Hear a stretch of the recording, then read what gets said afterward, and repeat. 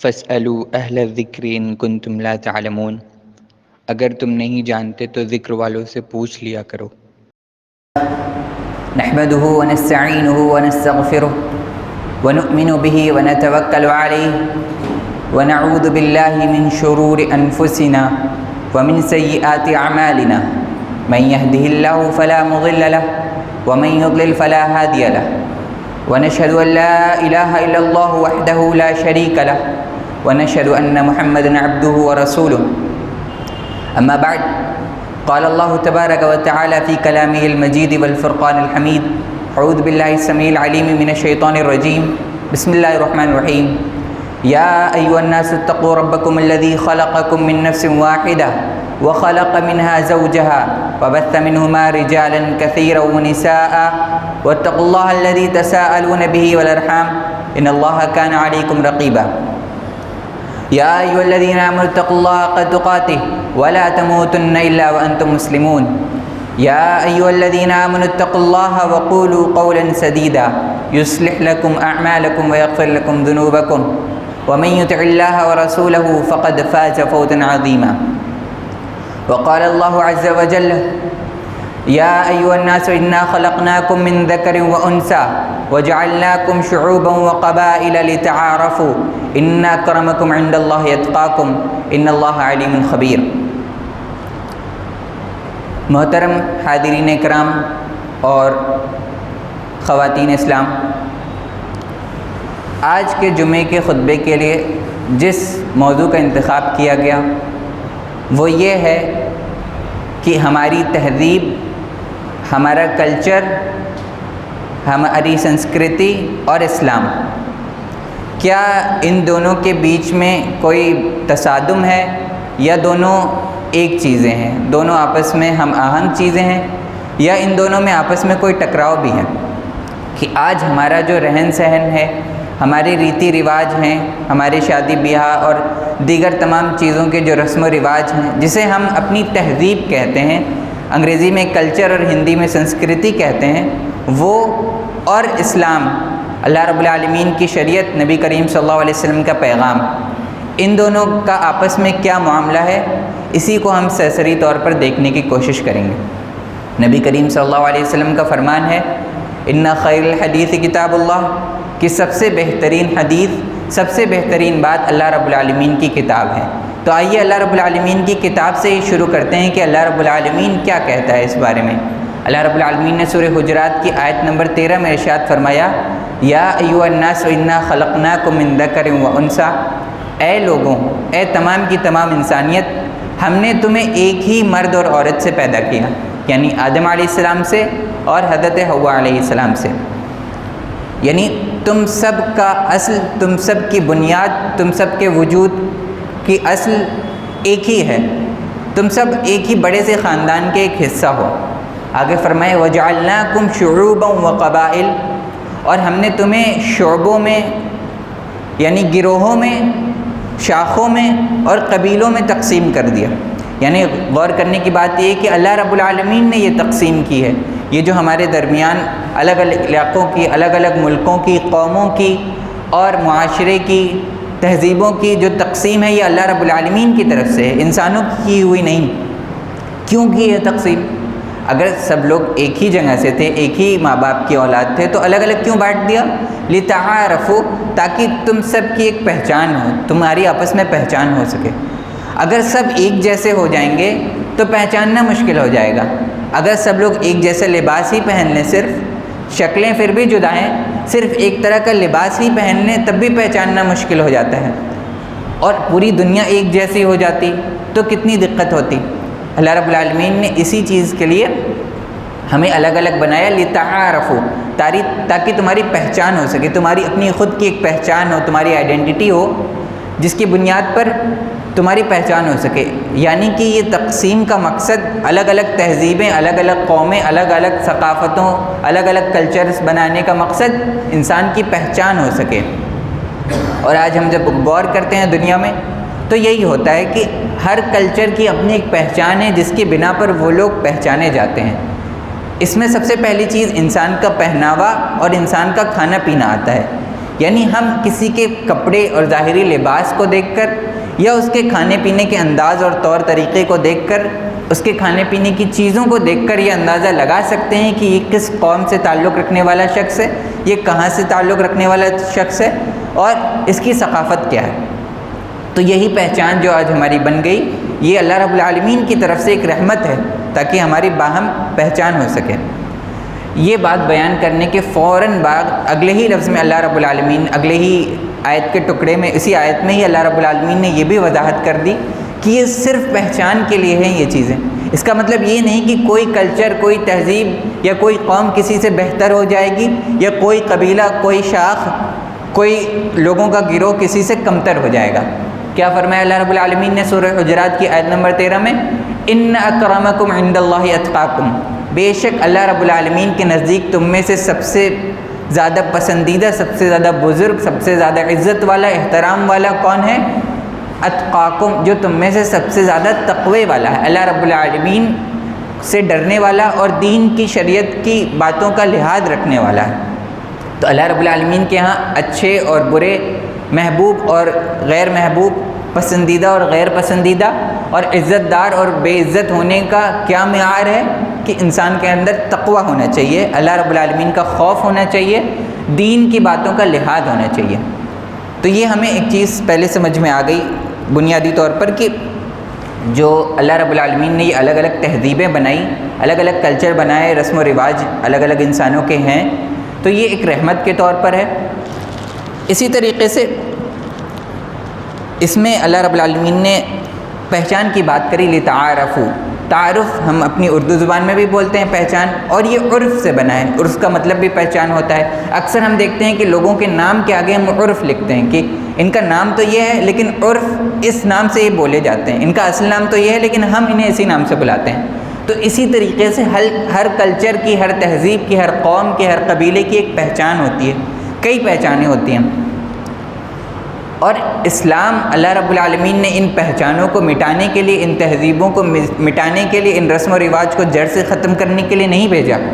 بلکہ اللہ رب العالمین نے اسلام کو اس لیے بھیجا کہ ان میں ان کلچرز کی جو خوبصورتیاں ہیں، ان تہذیبوں کی جو اچھی چیزیں انہیں اجاگر کیا جائے، اور خراب چیزیں، غیر انصاف پر مبنی، ظلم اور زیادتی پر مبنی اور اللہ رب العالمین کی شریعت سے ٹکرانے والی چیزوں کو صاف کر دیا جائے۔ یعنی ہر کلچر کی تطہیر کے لیے، اس کو پاک صاف بنانے کے لیے اسلام آیا، نہ کہ اسے جڑ سے ختم کرنے کے لیے آیا۔ اسی طریقے سے آج ہم اگر اپنے معاشرے پہ، بلکہ پوری دنیا پہ اگر نظر ڈالیں تو ایک چیز ہمیں پتہ چلتی ہے کہ جیسے ہم نے بھی کھانے پینے اور پہننے کی بات کی، اسی طریقے سے لوگوں کی عادتیں بھی ان کی پہچان بن جاتی ہیں، اور لوگوں کی بری چیزیں بھی اس کلچر کی ایک پہچان بن جاتی ہیں۔ جیسے کہ ہمارے کلچر میں رشوت دینا، ایک میں مثال پیش کرتا ہوں کہ رشوت دینا ہماری پہچان ہے۔ ایک جو ساؤتھ ایسٹ ایشیا کا اس علاقہ، جو پاکستان، انڈیا، نیپال، بنگلہ دیش، ادھر کا جو خطہ ہے، ادھر رشوت دینا اتنی معمولی بات ہے کہ انسان جب گھر سے کسی کام کے لیے نکلتا ہے، خصوصاً سرکاری کام کے لیے، تو وہ یہ مان کے چلتا ہے کہ دینی ہی پڑے گی، اور کوئی تردد نہیں، کوئی آر نہیں محسوس ہوتی، اور یہ اس کلچر کی پہچان بن گئی۔ اب دقت کب ہوتی ہے؟ جب کوئی دوسرے کلچر کا شخص یہاں پر تشریف لاتا ہے اور اس سے جب رشوت مانگی جاتی ہے تو اسے حیرانی ہوتی ہے کہ یہاں پہ یہ ہو رہا ہے، ہمارے یہاں تو بالکل نہیں ہوتا، اور پھر یہی چیز ہماری پہچان بنتی ہے۔ اسی طریقے سے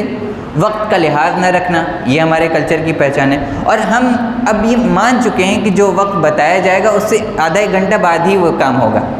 مثلا شادی بیاہ کی میں مثال دیتا ہوں کہ اگر وقت بتایا گیا 9 بجے تقریب ہے تو لوگ 10:30 بجے ہی گھر سے نکلتے ہیں، انہیں پتہ ہے کہ 9 بجے جائیں گے تو کچھ نہیں ملے گا، ہمیں کرسیاں لگانی پڑیں گی۔ اسی طرح سے نماز کے مسئلے میں بھی ہمیں دکھتا ہے کہ لوگ بالکل آخری وقت میں جب نماز شروع ہو جاتی ہے تب آتے ہیں، کیونکہ پہلے جا کے کیا کریں گے، بیٹھنا پڑے گا۔ اسی طریقے سے جب اسلامی پروگرام ہوں، اسلامی تعلیمی دروس ہوتے ہیں اور دیگر چیزیں ہوتی ہیں، اس میں بھی ہمیں یہی رجحان دیکھنے کو ملتا ہے۔ اور یہ تمام چیزوں میں لوگ اپنی چیزوں میں بھی، یعنی لوگوں کو جو خود کے کام ہوتے ہیں وہ خود دیر سے شروع کرتے ہیں، تو یہ ہماری ایک طرح سے پہچان بن جاتی ہے، بری چیزیں بھی ہماری پہچان بن جاتی ہیں، اور انہی بری چیزوں کو صاف کرنے کے لیے اسلام آیا۔ اچھا، اب میں آپ کو سب سے پہلے تو کچھ اصول بتا دوں، کیونکہ اگر میں کلچر کی برائیاں ہی گناتا رہ جاؤں گا اور خرابیاں ہی بتاتا رہوں گا تو آپ کہیں گے کہ آپ تو غلطیاں بتا رہے ہیں، یہ تو ہر کوئی بتا رہا ہے۔ حل کیا ہے اس مسئلے کا؟ تو میں آپ کو حل پہلے ہی بتا دیتا ہوں، اس کے بعد بتاؤں گا کہ کیا کیا چیزیں ہمیں صحیح کرنی ہیں۔ حل سب سے پہلا یہ ہے کہ ہم جو بھی کام کریں، جو بھی رسم و رواج ہو، جسے بھی ہم کلچر کے نام پر کرنے جا رہے ہیں، رسم و رواج، ریتی رواج، تہذیب، سنسکرتی، کلچر کے نام پہ کچھ بھی اگر ہم کرنے جا رہے ہیں، چھوٹی سی چھوٹی چیز بھی، تو اس کو کرنے سے پہلے ایک بار رک کر سوچیں۔ سب سے پہلا قدم یہی ہے کہ رکیں اور سوچیں کہ ہم کرنے کیا جا رہے ہیں۔ کیا یہ اسلام کے خلاف تو نہیں؟ کیا اللہ رب العالمین کے فرمان اور نبی کریم صلی اللہ علیہ وسلم کے فرمان سے ہماری یہ چیز ٹکرا تو نہیں رہی ہے؟ اور نبی کریم صلی اللہ علیہ وسلم کا فرمان اور اللہ رب العالمین کی بھیجی ہوئی شریعت اتنی واضح ہے کہ اگر ہم ذرا سا ایک لمحے کو رک کر سوچیں گے تو ہمیں فوراً سمجھ میں آ جائے گا کہ یہ چیز آیا اسلام کے خلاف ہے یا نہیں۔ تو سب سے پہلا حل یہ ہے کہ ہم کچھ بھی قدم اٹھانے سے پہلے، چاہے چھوٹا ہی سے چھوٹا کیوں نہ ہو، ہمارے لباس سے ہی تعلق رکھنے والی چیز کیوں نہ ہو، ہمارے کھانے پینے اور رسم و رواج اور شادی بیاہ سے تعلق رکھنے والی چیز ہی کیوں نہ ہو، کچھ بھی کرنے سے پہلے سوچیں۔ ہوتا یہ ہے کہ ہم بغیر سوچے سمجھے ایک اپنی زندگی آٹومیٹک چلتی جا رہی ہے، ہماری زندگی، ہم اپنی زندگی کو خود بھی کنٹرول نہیں کر رہے ہیں، وہ بس ایک چلی جا رہی ہے، زندگی چلی جا رہی ہے، سب کچھ اپنے آپ ہوتا جا رہا ہے۔ تو ہمیں رکنے اور سوچنے کی ضرورت ہے۔ اسی طرح سے دوسرا میں آپ کو ایک اصول دے دوں، نبی کریم صلی اللہ علیہ وسلم کی صحیح حدیث ہے، اور یہ ایک واقعہ ہے جو نبی کریم صلی اللہ علیہ وسلم کے سامنے بیان کیا کہ ایک نبی کریم صلی اللہ علیہ وسلم کے زمانے میں ایک قافلہ بھیجا گیا جہاد کے لیے، ایک فوج کی ایک چھوٹی ٹکڑی بھیجی گئی کہیں کسی مقصد سے، اور اس قافلے کا جنہیں امیر بنایا گیا تھا وہ اپنے قافلے، ان کی جو بٹالین تھی، جو ان کا گروہ تھا، اس سے ناراض ہو گئے کسی بات پر، اور انہوں نے ایک بڑی سی آگ لگائی اور اپنے پورے گروہ کو کہا کہ اس آگ میں کود جاؤ۔ اب ان کے گروہ نے انکار کیا کہ نہیں، ہم ایسا کیوں کریں گے، حالانکہ نبی کریم صلی اللہ علیہ وسلم کا یہ بھی فرمان ہے کہ آپ کو اپنے امیر کی اطاعت کرنا، اپنے امام کی اطاعت کرنا فرض ہے آپ کے اوپر۔ اگر آپ کا کوئی لیڈر ہے، اس کی اطاعت کرنا آپ کے اوپر ضروری ہے۔ تو صحابہ اکرام کو تردد ہوا، جب واپس آئے تو نبی کریم صلی اللہ علیہ وسلم سے پوچھا، نبی کریم صلی اللہ علیہ وسلم نے فرمایا کہ اگر وہ لوگ اس کی بات مان لیتے، یعنی آگ میں کود جاتے، تو جہنم میں جا کر نکلتے۔ اور یہ بات کہنے کے فوراً بعد نبی کریم صلی اللہ علیہ وسلم نے ہمیں ایک بہت سنہرا اصول دیا۔ کیا اصول دیا؟ لا طاعۃ لمخلوق فی معصیۃ الخالق، کہ کسی بھی مخلوق کی اطاعت اللہ رب العالمین کی معصیت میں جائز نہیں، یعنی جس بات میں، جس کام میں اللہ رب العالمین کی نافرمانی ہوگی، اسلام کی نافرمانی ہوگی، اس میں پھر کسی مخلوق کا لحاظ نہیں کیا جائے گا، پھر نہیں دیکھا جائے گا کون کتنا بڑا امام ہے، کون کتنا بڑا فقیہ ہے اور کتنا عزت والا ہے، کتنا عمر میں بڑا ہے، کتنا عزت اور کتنا شہرت والا ہے، یہ کچھ بھی ہو، اللہ رب العالمین کی نافرمانی میں کسی کا لحاظ نہیں رکھا جائے گا۔ یہ اصول نبی کریم صلی اللہ علیہ وسلم نے ہمیں دے دیا۔ تو یہ اصول لے کر جب ہم اپنے کلچر کو، اپنے تہذیب کا معائنہ کریں گے تو ہمیں پتہ چلے گا کہ اکثر ہم اپنی تہذیب کی اطاعت کر رہے ہوتے ہیں، اللہ رب العالمین کی اطاعت کے خلاف، لوگوں کی باتوں کی اطاعت کر رہے ہوتے ہیں۔ اور اس کے بارے میں اللہ رب العالمین نے قرآن مجید کی ایک آیت کریمہ ہے جو بہت زیادہ استعمال کی جاتی ہے دلیل دینے کے لیے۔ اللہ رب العالمین نے قرآن مجید میں فرمایا وَإِذَا قُرِئَ الْقُرْآنُ فَاسْتَمِعُوا لَهُ وَأَنصِتُوا لَعَلَّكُمْ تُرْحَمُونَ، کہ جب قرآن مجید تمہارے سامنے پڑھا جائے، اس کی قرأت تلاوت کی جائے تو فَاسْتَمِعُوا لَهُ، غور سے سنو، وَأَنصِتُوا، اور خاموش ہو جاؤ، لَعَلَّكُمْ تُرْحَمُونَ، تاکہ تمہارے اوپر رحم کیا جائے۔ اب یہ آیت کریمہ ہم تلاوت کے وقت ہم پیش کرتے ہیں کہ تلاوت کے وقت ہمیں خاموش رہنا چاہیے۔ اسی طریقے سے یہ آیت کریمہ نماز کے ضمن میں بھی استعمال کی جاتی ہے کہ نماز میں سورہ فاتحہ بھی نہیں پڑھنی چاہیے، کیونکہ اللہ رب العالمین نے کہا ہے قرآن پڑھا جائے تو خاموش رہو۔ یہاں تک تو ٹھیک، لیکن مجھے یہ بتائیں کہ کیا قرآن مجید کی بات کو چھوڑ کر کوئی اور بات کو ترجیح دینا، قرآن مجید کی بات بتائی جائے اور وہاں پر روک کر یہ کہنا کہ نہیں نہیں ہمارے یہاں تو ایسے ہی ہوتا ہے نا، لوگ کیا کہیں گے، اس کا کیا کریں، تو کیا یہ قرآن مجید کی بات کے اوپر اپنی بات کو بڑھانا نہیں ہے؟ کیا یہاں پر یہ آیت کریمہ نہیں ہمیں یاد آتی؟ اور یہی مخالفت ہم قرآن مجید کی کرتے ہیں کلچر کے نام پر۔ اور وقت نہیں ہے کہ میں آپ کو ایک ایک رسم و رواج کا نام گناؤں کہ کیا کیا قرآن کے خلاف ہو رہا ہے. میں آپ کو اصول بتا دیتا ہوں, آپ پھر اپنے کلچر کا, اپنے گھر کے, اپنے خاندان کے رسم و رواج کا معائنہ خود کریں کہ کیا کیا چیزیں اسلام سے ٹکرا رہی ہیں. اور کلچر کو ترجیح دینا, تہذیب کو ترجیح دینے کا نقصان کیا ہوتا ہے, اسی آیت کریمہ میں بتایا اللہ رب العالمین نے لعلکم ترحمون. اگر قرآن مجید کو غور سے سنو گے, قرآن مجید کو ترجیح دو گے, اس کو اولیت دو گے, تو تمہارے اوپر رحم کیا جائے گا. اور نہیں کرو گے تو کیا رحم کیا جائے گا؟ نہیں. اور پھر آج ہم یہ شکایت کرتے ہیں کہ اللہ رب العالمین کی رحمت کہاں ہے, اللہ رب العالمین رحم کیوں نہیں کر رہا, حالات اتنے زیادہ خراب کیوں ہیں, کیوں ہمارے اوپر اتنی بڑی بڑی مصیبتیں آ جاتی ہیں, انفرادی طور پر بھی, گھر میں بھی, معاشرتی طور پر بھی. تو کیسے اللہ رب العالمین کی رحمت کی ہم امید لگائیں جب اس کی قرآن مجید کی بات کے اوپر اپنی بات کو ترجیح دیتے ہیں. اسی طریقے سے نبی کریم صلی اللہ علیہ وسلم کی ایک بڑی مشہور حدیث, ابھی چند دنوں پہلے ہی جو فجر اور عشاء کا درس ہوتا ہے یہاں حدیث کا, اس میں یہ حدیث ابھی جلدی ہی پڑھی بھی گئی ہے کچھ دنوں پہلے, کہ نبی کریم صلی اللہ علیہ وسلم نے فرمایا کہ اللہ رب العالمین پاک ہے اور صرف پاک چیزوں کو ہی قبول کرتا ہے. یعنی اللہ رب العالمین خود بہترین پاک ہے اور اللہ رب العالمین بھی اپنی ہی طرح پاک چیزوں کو صرف قبول فرماتا ہے. اور نبی کریم صلی اللہ علیہ وسلم نے ایک واقعہ ذکر کیا کہ ایک پریشان حال مسافر ہے جس کے پورے جسم پر دھول لگی ہوئی ہے اور بہت پریشان حال ہے. وہ ہاتھ اٹھاتا ہے آسمان کی طرف اور اللہ رب العالمین سے دعا کرتا ہے, یا ربی یا ربی یا ربی, اے میرے رب. اتنی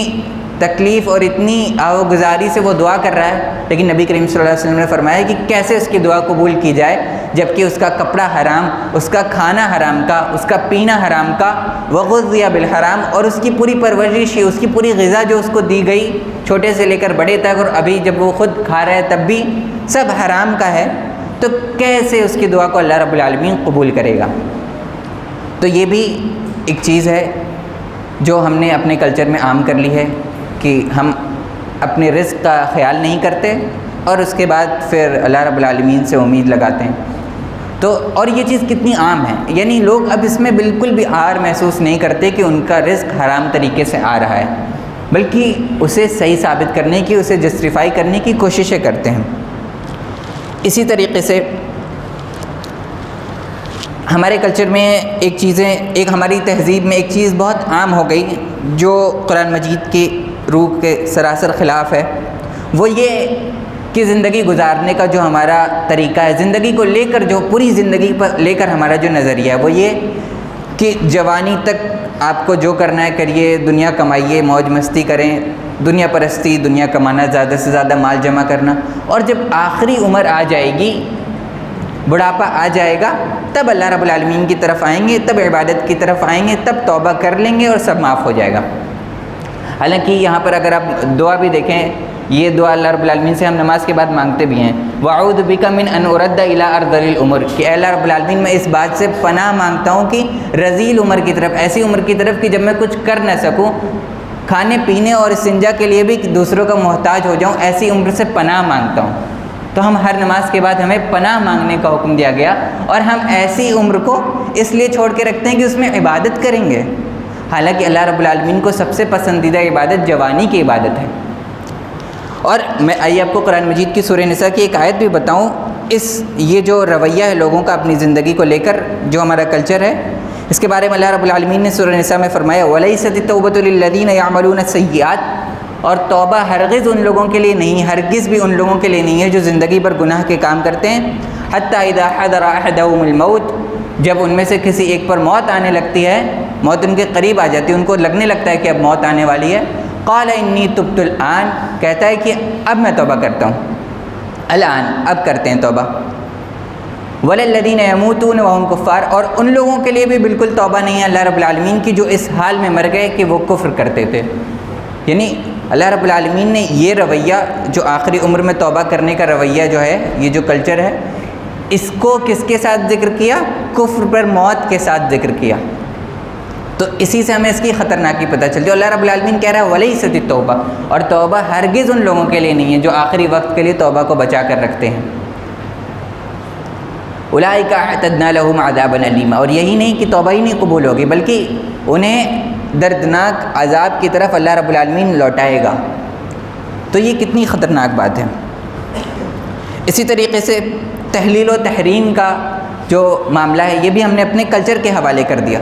کہ اب ہمارا کلچر، ہماری تہذیب، ہماری سنسکرتی ڈیسائیڈ کرتی ہے کہ کیا چیزیں ہمارے لیے حلال ہوں گی، کیا حرام ہوگی۔ ہم صراحتاً تو یہ نہیں کہتے کہ ہمارے کلچر میں یہ حرام ہے یا حلال، لیکن ہم کیا لفظ استعمال کرتے ہیں کہ ہمارے کلچر میں تو ایسا ہی ہوتا ہے، یا ہمارے یہاں تو یہ نہیں ہوتا ہے، حالانکہ اسلام میں وہ چیز حلال ہے۔ اس کے بارے میں اللہ رب العالمین نے سختی سے سورہ اعراف میں فرمایا، قل من حرم زینۃ اللہ التی اخرج لعبادہ والطیبات من الرزق، کہ نبی کریم صلی اللہ علیہ وسلم کہہ دیجئے کون ہے جس نے وہ چیزیں حرام کر دی جو اللہ رب العالمین نے تمہارے لیے حلال کی ہوئی تھیں۔ اور اسی طرح سے یہ بھی ہم سمجھ سکتے ہیں کہ کون ہے جس نے اللہ رب العالمین کی حرام کی ہوئی چیزوں کو حلال کر دیا۔ یہ ہمارا کلچر ہی تو ہے جس میں ہم نے رسم و رواج جو حرام ہیں، جو صرف رسم و رواج اور کلچر نہیں بلکہ جن سے ہم نے یہ چیزیں اپنائی ہیں غیر مسلموں سے، ان کے ہاں یہ عبادت ہیں۔ یعنی جو شادی بیاہ کی رسمیں ہیں، اگر آپ انہیں ان کی تہ میں جا کر دیکھیں تو وہ دوسرے قوموں کے بس رسم و رواج اور کلچر نہیں ہے بلکہ وہ ان کی عبادتیں ہیں، اور اسے ہم نے کلچر کے نام پر اپنایا ہوا، یعنی حرام کو حلال کیا۔ وہیں دوسری طرف جو حلال چیزیں ہیں انہیں صراحتاً تو نہیں لیکن ڈھکے چھپے طور پر حرام کر دیا۔ مثلا شادی کا مسئلہ کہ اسلام نے بلوغت کے بعد شادی کو حلال کیا، لیکن آج ہمارے یہاں کیا ہے کہ 25 یا 30 سے پہلے شادی حرام ہے، کیونکہ کر دیں گے تو لوگ کیا کہیں گے، کلچر کیا کہے گا۔ ہمارے یہاں تو ایسا نہیں ہوتا۔ اسی طریقے سے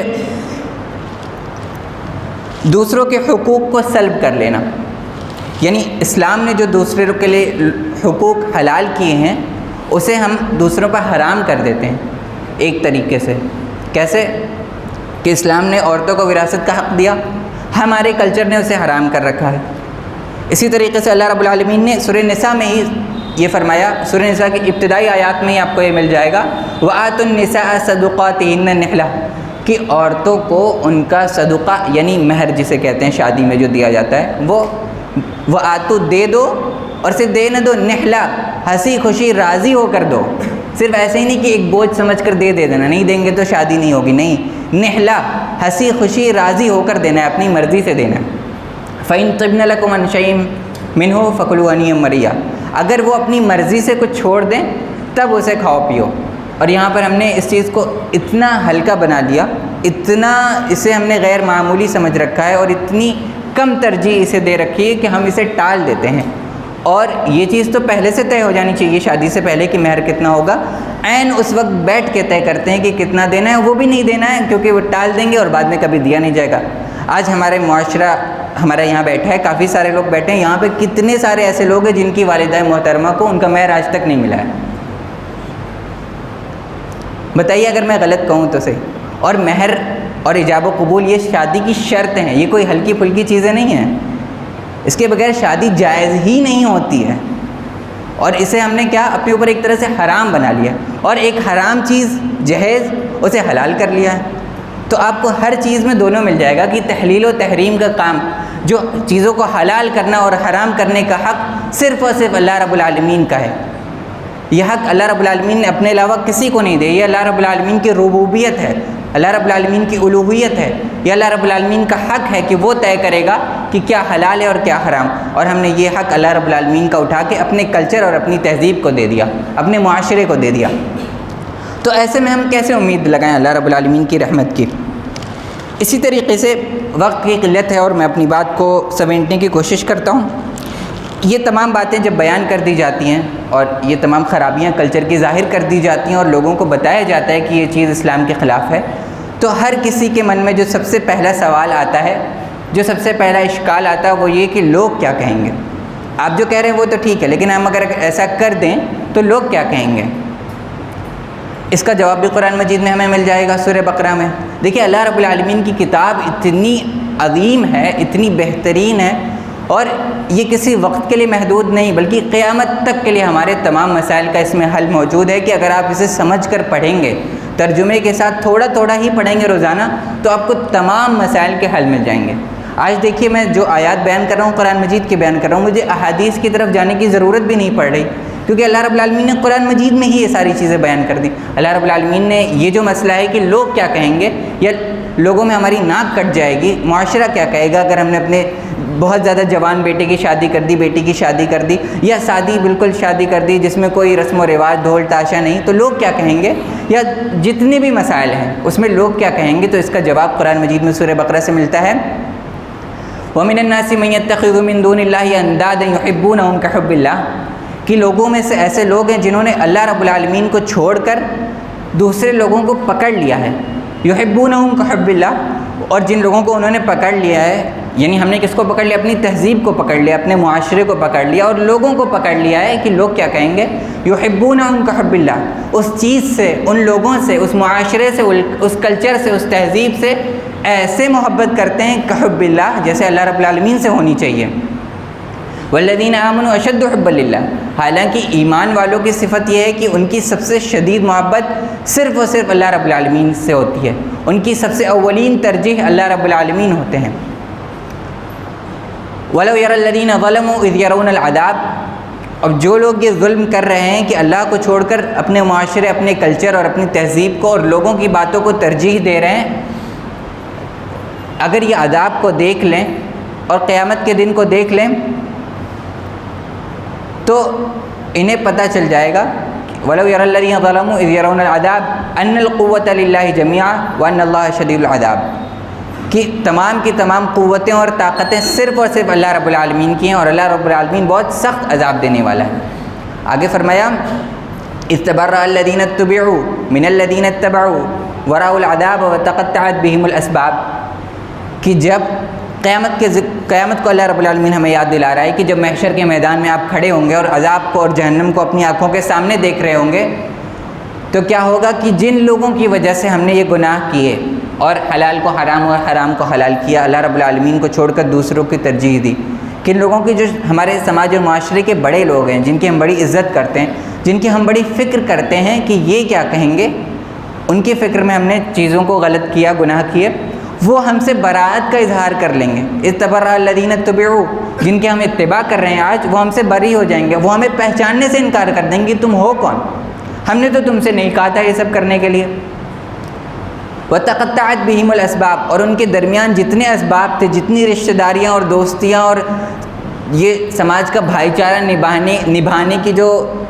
جذبہ تھا، یہ سب اپنے آپ کٹ جائے گا عذاب کو دیکھ کے۔ اور جن لوگوں کو وہ لوگ چھوڑ کر چلے جائیں گے، یعنی ہم لوگ، اب ہم لوگ کو ان لوگوں نے جن کے چکر میں ہم نے گناہ کیے وہ ہم سے تو بری ہو گئے، انہوں نے ہمیں پہچاننے سے انکار کر دیا۔ اب جو لوگ پھنس گئے، جو لوگ غلطی کر کے افسوس کر رہے ہیں، تو کیا افسوس کر رہے ہیں، وقال الذین اتبعوا لو ان لنا کرہ، جو دوسروں کے اتباع میں اور معاشرے اور کلچر اور تہذیب کو دیکھتے ہوئے غلط کام کیے، معصیت کیے، وہ کہیں گے لو ان لنا کرہ، اگر اللہ رب العالمین ہمیں ایک موقع دے دینا، بس ایک موقع اللہ رب العالمین ہمیں پھر سے دے دے،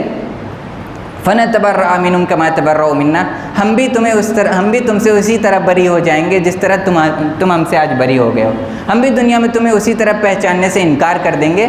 جو آج تم ہمیں پہچاننے سے انکار کر رہے ہو۔ لیکن کیا وہ موقع ملے گا، ولو ان لنا کرہ، کیا وہ موقع دوبارہ اللہ رب العالمین دے گا؟ بالکل نہیں۔ تو یہ میرے بھائیوں غور کرنے کا مقام ہے کہ ایک طرف اسلام ہمیں اپنے کلچر پر رہنے کی اجازت دیتا ہے، لیکن اس کی جو خراب چیزیں ہیں، جو برائیاں ہیں، جو غیر انصاف پر مبنی چیزیں ہیں، ناانصافیاں ہیں، گناہ ہیں، شرک ہیں، بدعات ہیں، اس سے ہمیں اپنے کلچر کو پاک کرنا ہوگا، ورنہ انجام ابھی بیان کیا گیا۔ اسی طریقے سے سورہ احزاب میں بھی اللہ رب العالمین نے فرمایا ہے کہ، اور اس آیت کا مفہوم میں بیان کر دوں کہ یہ ہے کہ جو لوگ یہ سب کر پھنس جائیں گے دوسروں کے اتباع کے چکر میں، وہ ان پر لعنت بھیج دیں گے، وَلَعَنْهُمْ لَعْنًا كَبِيرًا، ان کے اوپر خوب لعنت بھیجیں گے، لیکن وہاں لعنت اور ملامت اور افسوس قیامت میں کوئی کام نہیں آئے گی۔ وہاں پر اعمال کا آپ کا رجسٹر بند ہو چکا ہوگا، جو آپ کر کے آ گئے بس وہی ہے۔ تو میرے بھائیوں، ابھی بھی ہمارے پاس موقع ہے، ہم اپنے کلچر، اپنی تہذیب، اپنی سنسکرتی کا معائنہ کریں، جو بھی ہم قدم اٹھا رہے ہیں اسلام کے نام پر یا اپنے رسم و رواج کے نام پر، وہ زندگی کے کسی بھی مرحلے سے تعلق رکھتا ہو، بچے کی پیدائش ہو، اس کا بڑا ہونا، اس کی پڑھائی لکھائی ہو، اس کی شادی ہو، اس کا بزرگ ہونا، اس کی میت ہو، اس کا دفن کرنا ہو، دفن کرنے کے بعد کی جتنی رسم و رواج ہیں، سب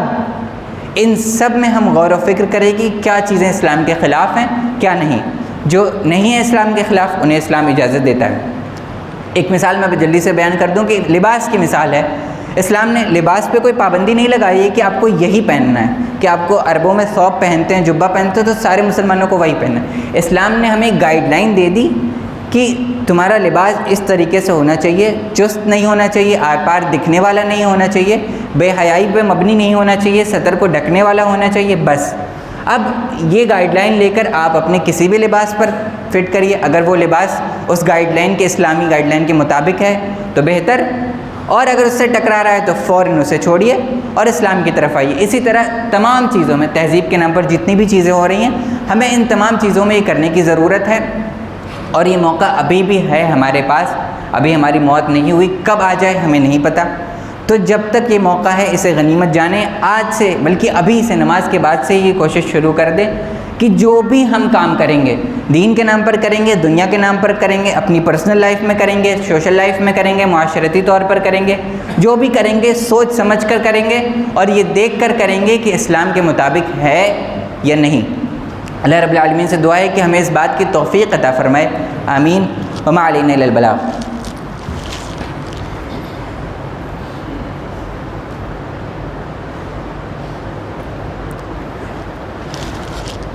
ان الحمد للہ نحمده ونستعینه ونستغفره ونؤمن به ونتوکل علیہ ونعوذ باللہ من شرور انفسنا ومن سیئات اعمالنا من يهدي الله فلا مضل له ومن يضلل فلا هادي له ونشهد ان لا اله الا الله وحده لا شريك له ونشهد ان محمدا عبده ورسوله.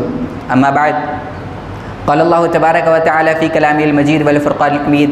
ان الله وملائكته يصلون على النبي يا أيها الذين آمنوا صلوا عليه وسلموا تسليما. اللهم صل على محمد وعلى آل محمد كما صليت على إبراهيم وعلى آل إبراهيم إنك حميد مجيد. اللهم بارك على محمد وعلى آل محمد كما باركت على إبراهيم وعلى آل إبراهيم إنك حميد مجيد.